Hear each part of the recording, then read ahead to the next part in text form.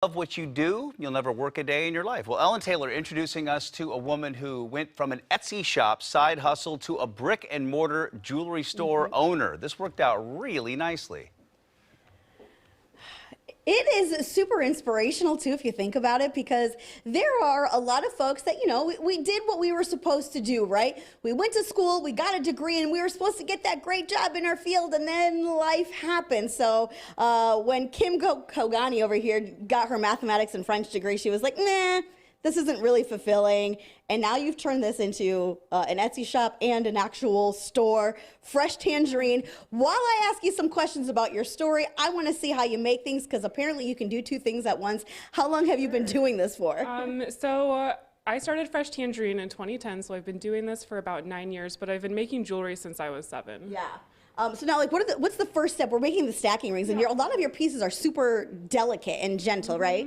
Yeah, so the stacking ring starts out as just a simple piece of wire, and then we'll bend it around to create the joint that we're going to solder together, and then I'll show you how to solder it. Oh, wait, soldering means blowtorch? Yes, this was my favorite part. Here's the torch. There's a tiny little piece of solder right here that I'm just going to pick up, place on the joint, wait for it to flow, and there you go. And that's it? That's it.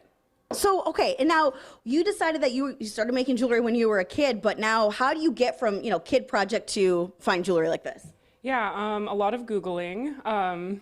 So I started out using beads and wire and just did what I could with the skills that I had. Yeah. And then I took a class, and then I watched a lot of YouTube videos, and it was a lot of trial and error to get to this point. Right, and so you know what, we're going to show you throughout the morning that, the bracelets that you're looking at right now, in fact, she has partnered up with an organization that gives back for Pride Month. We know we're at July 1st right now. Coming up next hour, we'll show you the bracelets that she made and how you can support that cause. Also, talking about, how to style yourself with jewelry, but more than anything, I wanted to get Kim's story on here because you had that degree. Also, tell me your least favorite job that you had before you became an entrepreneur. So when I started Fresh Tangerine, I was working at a call center, and that was the motivation that I needed to kind of do my own thing and pursue my passion. Right, so her passion. So, and again, this is one of those stories that I wanted to share because you can do it too, at the risk of sounding completely cheesy. You could totally do it too, because now she's opened up 2 different shops too, again,